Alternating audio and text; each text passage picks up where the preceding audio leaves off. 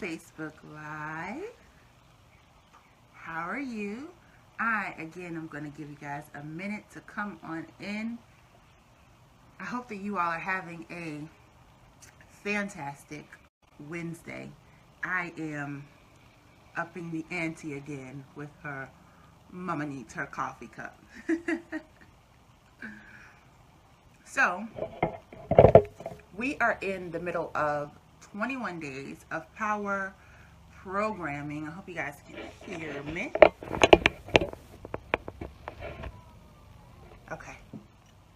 We are in 21 days of power programming, and yesterday we discussed how to secure the meeting.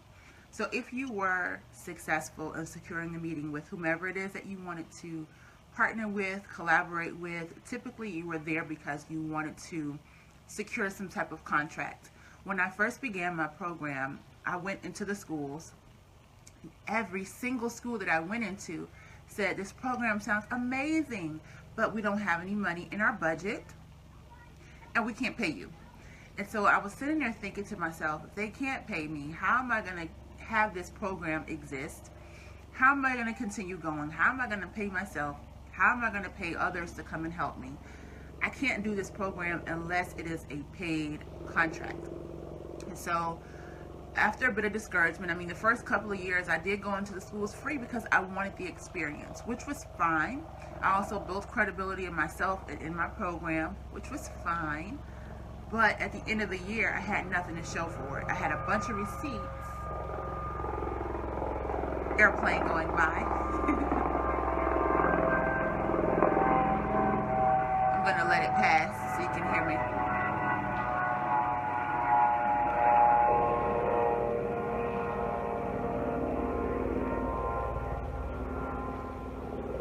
Okay.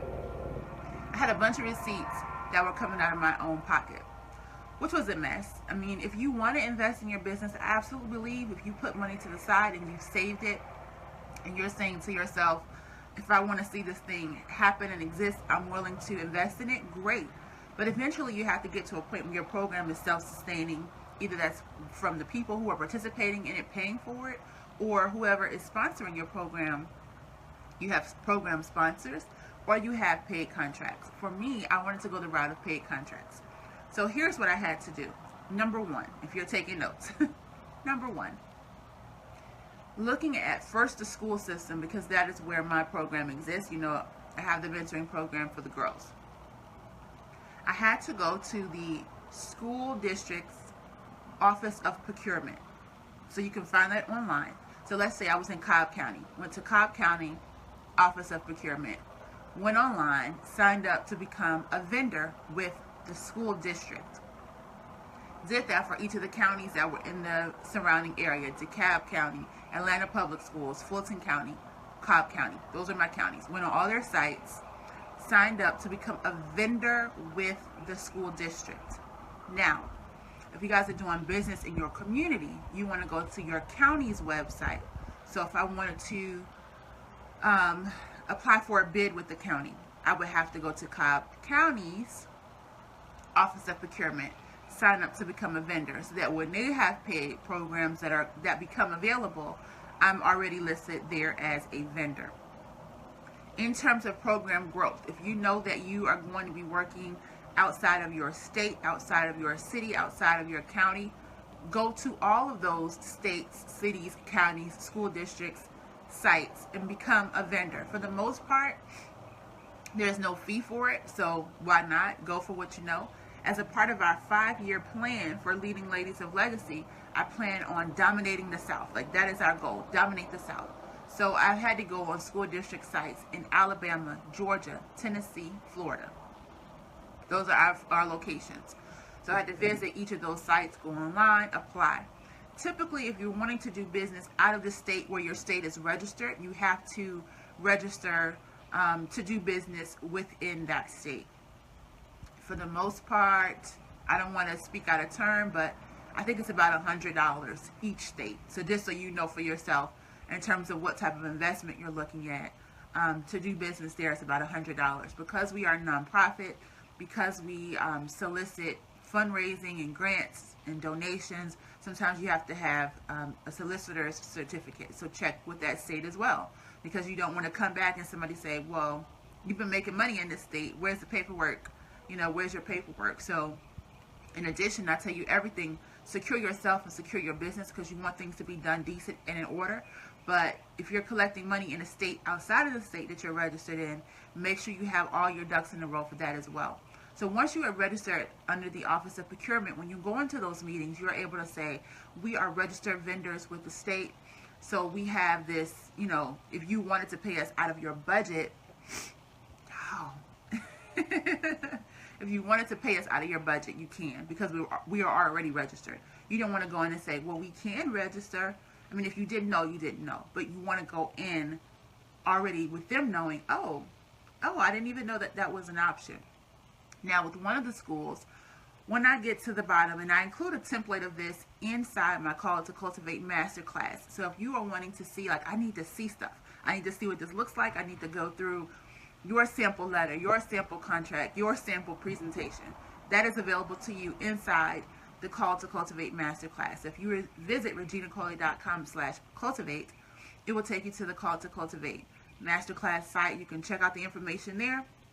We really dig deep into programming and what you need to present your best self and your best program inside that masterclass. So that option is always available to you if you are a person who is a visual learner and needs to see the tools and templates. Those are provided there. At the end of my presentation, I provide 3 opportunities and 3 ways that this school or business or center can pay me for that program. So I give them 3 options. Number 1, I say you guys can cover the cost. If it's in your budget, cover the cost. Specifically, I target Title I schools, because Title I schools have Title I funds. And Title I funds are there to provide enrichment for students. And if they are a low-performing school, when I go into the presentation, though we cover leadership and character development, we understand that by training girls in leadership and in character development, you can't just say, I'm a leader, I understand things like honesty, integrity, responsibility, accountability, but my grades never improved. When you increase things like leadership and character development skills, there is an absolute focus on academics as well in our program, but even just the introduction of those skills and the development of those skills will help girls and help students all around to increase their grades. And then we also get into in the program, and in this meeting, this is my discussion with the principals or whomever I'm having a meeting with. When you increase those things like leadership and character development, you're creating a little minion of leaders all around your school. And we know as girls, we communicate well, we speak out well, and we go back and we share stuff with our girls. So if you have a girl in her program that is learning leadership and character development, she's going to start to look at her friends and her circle of friends and realize they aren't developing. So as a leader, you develop other leaders. It is like a ripple effect. When you have a small group of girls in that school that begin to learn these skills and start to make those improvements, it will begin to ripple out across your school, and it's a great way to improve your school culture.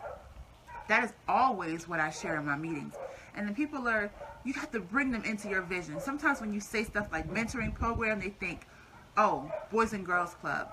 We don't really need that here. That's not what this is. So when I have a meeting, I have to explain what it is. What is it specifically that my program does that's separate from anything else, because that allows me to further secure that contract. Then on top of it, once I've now said all these wonderful, amazing things, and they are coming in and they share the same vision for your program, you can say, and here's my price point, because now they're figuring out, all right, I really, really, really, really want this. Now I got to figure out how I'm going to make it happen. Number 1 is those Title I funds. If you are interested in presenting your programs to schools, start with Title I schools first. You can go with charter schools, you can go with private schools, you can go with independent schools. That's wonderful. Independent schools, typically people pay tuition, and there is a great amount of money. There's a board of trustees, there's dollars behind those schools, but Title I schools have public funds, and they have to create a sense of accountability to those funds. What did you do with the money? How does your school improve? How did the students improve? And I also don't just say that we're just coming in and do our mentoring program. We also provide family engagement nights, community service opportunities. We would love to support your PTA. We are heavily involved in the schools not just a mentoring program. So when you present your program, be very mindful of your language, because your language will determine the needs of those people who you are essentially presenting in front of. And they'll decide from that one little meeting, from your passion, your energy, your excitement about your program, whether or not they want to have it. So far beyond, we'll get back into the procurement for just a second. But I want you to understand the power in your words, in the power in your actual presentation. That alone can help you secure the contract, because if somebody wants you, trust me, they will fight hard to get you. I remember a couple of years ago, a mentor saying to me, never beg for what you have the power to attract. And sometimes we go into our business and we start begging. I was a beggar in business.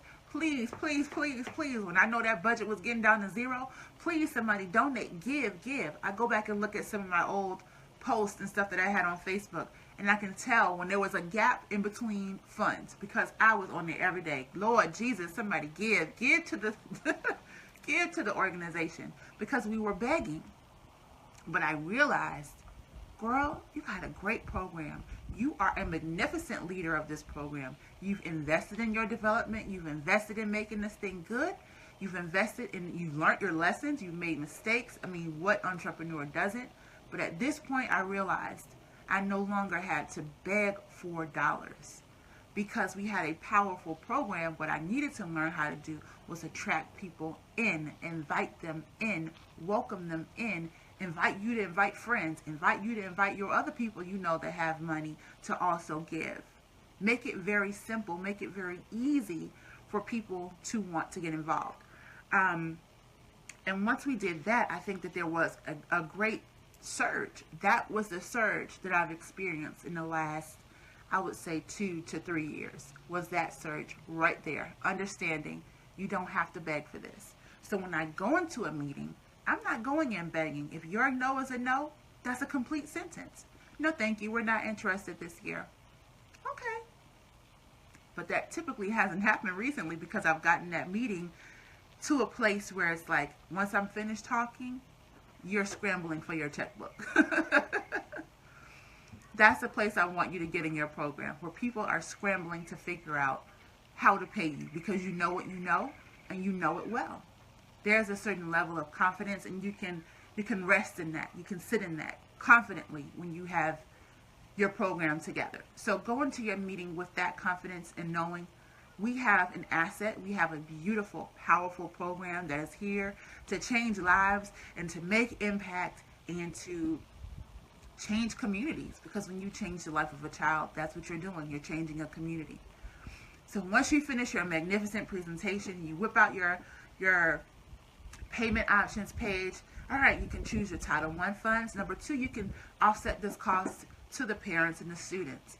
I break down what my program costs monthly, and I say you can charge monthly dues, you can charge weekly dues to your kids. And then some principals or school leaders are saying, well, we have a couple of low-income families, and I don't want them to struggle with this. I would prefer if we covered the cost. That's fine. Or you may have somebody who says, that's a better option for us, or the school will do half, let's let the parents do the other half. All right, that works for me.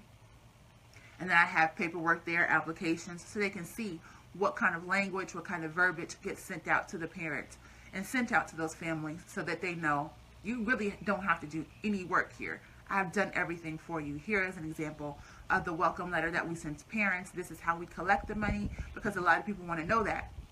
What is your process? How am I supposed to collect dollars each week? Am I supposed to turn in something to you? They want to know that you've thoroughly thought this out. So that's what you want to be prepared to explain. It's how you collect money.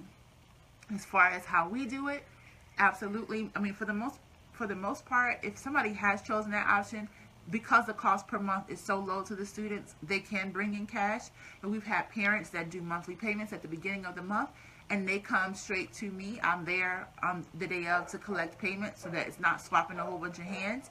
I can take, I can swipe the cards, I can do checks, and I can do cash.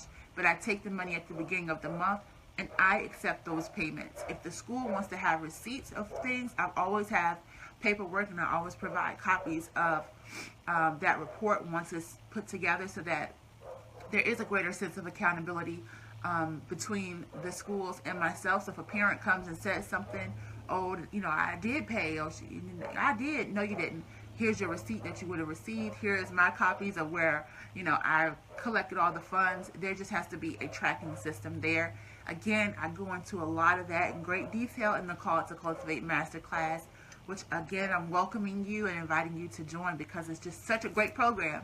I mean, I developed it, so it is, but I put a lot of wonderful content in there because I want you to not make the same mistakes. My gosh, I can't tell you how many mistakes I've made, but mistakes offer us opportunities to provide additional improvement, and that's exactly what I did. So I want you to start strong. So if you are interested and you're saying to yourself, man, I really need to think this through and get this together, reginacoley.com/cultivate.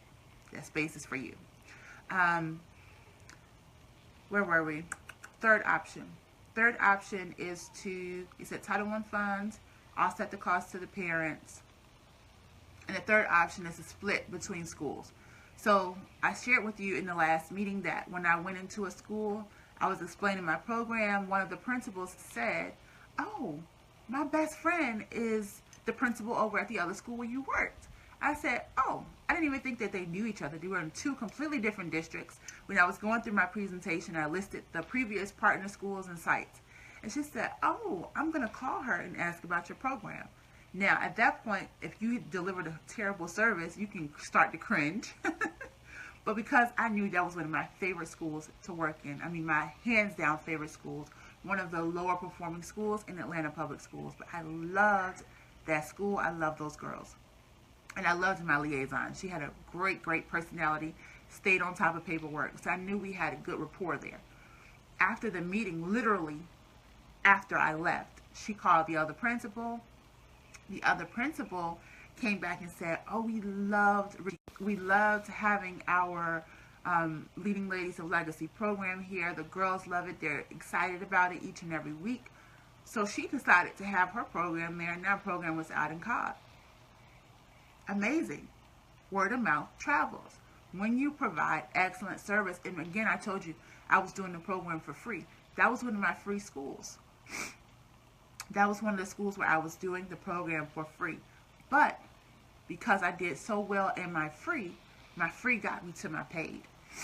She came back and she said, I would love to start the program. I want to use my Title I funds. I'm a new principal. I don't know how to do this. Do you know how to do this? And that's the assumption right there. We assume that the people who have the power to bring us in know what they're doing. And that was an example that reminded me, sometimes they don't know. Sometimes your program is not there because they don't know what to do, which is why it's critical when you come in for you to really be a guide. Give very direct instructions as to what to do and next steps. After I give my payment page, my next page of my presentation is next steps. If you've decided that you do want to go ahead and get started, which I hope that you have, the next step for us is to draft a memorandum of understanding, sign a contract, secure payment dates, because I need some money. Memorandum of understanding, sign contracts, secure payment dates, and plan. Your memorandum of understanding. Again, I provide copies of this in the Call to Cultivate Masterclass, but you are more than welcome to hit Google and work it out yourself. Your memorandum of understanding explains what your responsibilities are and what the school's responsibilities are. Some of those may include that I am coming in, I'm bringing in all the supplies and materials, and I take my stuff when I leave. For the school, it may be that they provide a classroom space that has a smart board, which I always request because sometimes we have presentations or videos. I don't need to go ask, can we move to your auditorium or move to a separate section of your building? I don't have time for that. So I just simply requested in our memorandum of understanding at the beginning of the school year so that as they're thinking about what rooms are available during the times that she's requesting, they're thinking about what spaces has the things that I need. Typically, I need some place that either has a computer or a smart board, preferably a smart board. Enough space to meet 25 kids, a space where it's okay for them to eat because they're coming to me during their lunch period and they got to eat, possibly spill a drink, possibly get crumbs. Even though we clean up after our sessions, Don't put me in a computer lab where all the kids have to eat, is pretty much what I'm saying. Think about the spaces where we would need to be. All that goes in your memorandum of understanding. Your contract, that's all your legalese. You need to develop your own contract. I have done contracts before where they provide the contract, and of course they cover their honey before they cover yours. Your contract needs to cover your business, your honey, your requests, your expectations, and then you fit the needs of the partnership or the partner into your contract. But you need to be responsible for drafting your own documents. Again, a sample of our program is in the Call to Cultivate Masterclass. That right there, between the memorandum of understanding and your contract, are the jewels of that program. Because if anything goes wrong, if anything is not right, if anything is not set in black and white, you can't go back and say, well, we should have, we could have. It needs to be there from the get-go. And then inside your payment plan, which is your invoice, you want to include how much your program costs, whether you want to be paid monthly, weekly, quarterly, at the end of the school year, which is ridiculous, but some places do it, which is why you want to have your own contract and your own invoice, so that you can say to your bookkeeper or their bookkeeper, I'm expecting payment by this date. You can state how you want to be paid. Is it via check? Is it via a direct deposit? I can tell you most places will send you a check. So make sure that you have where to send that check, who to address that check out to, the name of the company, you know, include all that information in your contract, in your memorandum of understanding, because there are so many hands sometimes, especially in the school district, where it's going through the school bookkeeper and then your county bookkeeper, and then your county bookkeeper passes it back down to, it's just like, make sure everybody has a copy of your contract so that they understand, though it goes through many hands, this is still what I expect. Make a good relationship with your school bookkeeper. Give her a gift bag, a chocolate, a cutesy coffee mug, whatever, because he or she's going to look out for you. He or she's going to make sure your paperwork gets in on time and gets you paid, okay?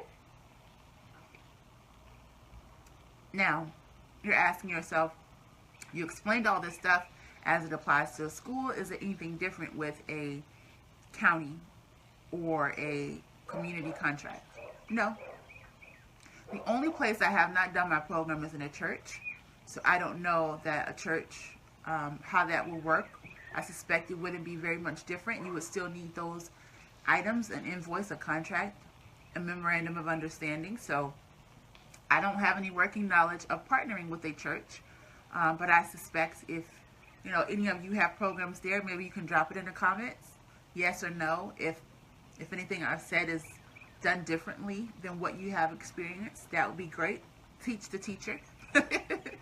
Because I'm not sure. And where I'm not sure, I'm not going to fluff. I absolutely don't know. So as far as those items, gather your items, begin to put them together, keep them in a binder, carry them with you when you go into your meeting. Keep them on you, because there are times I've been out of the office or out and about, and then the bookkeeper will call me and she'll say, can you quickly get this over to me, or send that to me again, I lost it. And I'm like, you know, maybe I'm far away and I know that you're about to leave for the day and I can't get it to you. So I try to keep all of those items, inside of my Dropbox app, which is available at Dropbox.com. Dropbox allows me to, it's like a cloud storage system. So it allows me to keep the documents that I have stored on my computer. They are available to me on my phone. And, ooh, I should do a live about how I do my business on the go, because so much of what I do now is keep so much stuff stored on my phone, which is probably why my phone glitches sometimes. Anybody else with iPhone dealing with that? Like your phone is always full, it's always saying storage is full. Always happening. But Dropbox is a wonderful app that will allow me to keep copies of those things. So if somebody calls me and I'm not in front of my computer, I can go ahead and go into Dropbox, look for whatever it is that they're asking for, and I can still email it, and things get submitted and done a lot faster. As an entrepreneur, you got to learn how to take that stuff on the go. And Dropbox is going to be your savior, because it's available to you Word documents, PDFs, videos you can store on there, audio documents, anything that you need available to you in the palm of your hand. So I hope that you found today's video to be instrumental to the work that we are doing. Again, if you are saying to yourself that this is something that I am doing, or I want to do, or I kind of have a program but it's not a power program and I'm ready to get to that level, 2 options for you from me. Number 1, join the Call to Cultivate Masterclass. Again, that information is available at reginacoley.com/cultivate. The second invitation is to join our Call to Cultivate community, which is an online membership community for educators, parents, and entrepreneurs like yourself to get the tools and resources that you need to empower your children, excel in education, and succeed in life. And we have 3 membership options. We have the green level. It's available at $9 per month. You get access to our monthly training calls, the tutorials that are in the site, the templates that are available in the site, our Power PDFs that are available in the site, which are those resources like copies of memorandums of understanding or copies of things that I've done that have worked well for me. I am not a stingy person. I share things that work with whomever wants to learn. I'm a lifelong learner. I'm an educator. That's just what we do naturally. We teach, we teach, we teach, we share, we share, we share. So I've done that within my own community, which is over at reginacoley.com/community. We have the purple level, which is available at $27 per month. You get an additional set of tools and templates and invitations to online private events just for our purple level members. And then you have our Call to Cultivate VIPs, which get an additional, purple level also gets 1 clarity call with me, 30 minutes, to just hash out whatever it is that you want to talk about as it relates to your children and your parenting skills, as it relates to your business, as it relates to anything related to education, parenting, empowerment, anything I can answer for you that maybe I've covered in a live and you want additional details or questions about, hop on the phone with me. You get that at the purple level, $27 a month. And our Call to Cultivate VIP gets 2 clarity calls with me per month, access to everything that I've said before, private events, online events, and my new latest endeavor, which is my Motivate Her magazine. You get a copy of that as they become available, either digitally or in print. But it's a wonderful resource to have with you as well. So if you're interested in membership, again, visit reginacoley.com/community. Join today. Right now, I am offering a 3-month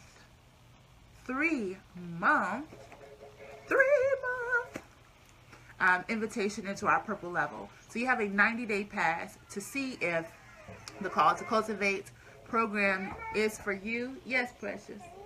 Okay, hold on. Baby's at the window. Let me see if I can show it to you.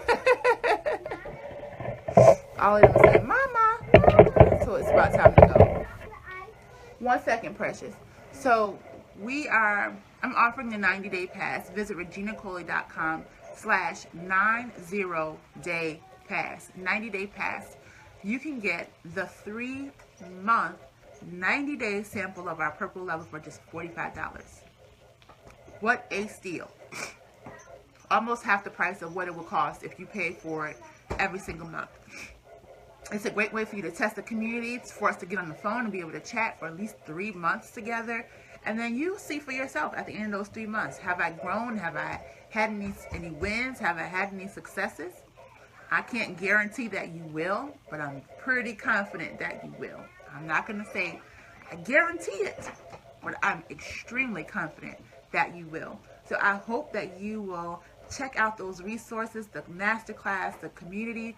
If there's anything that you're saying, I wish you covered, can you cover over these 21 days? That would be amazing. If you are joining our Call to Cultivate community, we are having a monthly training call April 19th. I don't want you to miss out. Everything that we've been discussing, we're going to dive deep into in greater detail on the 19th on the call. So you have to be a member of the community to get access to that call-in information. But I would love to hear any additional questions that you have. You can email me, regina@reginacoley.com. Make sure that you are following me here on Facebook, Twitter, Instagram, and you are subscribed to a YouTube channel. You can find me on any of those platforms at Motivate Her. I look forward to your questions. And if you see that this is something that somebody should have been at, they missed it, shame on you. Maybe they were at work. It's okay. Tag them. Share with a friend. Share with your community. Sharing is caring. Peace and blessings. Have a wonderful rest of your day. Bye.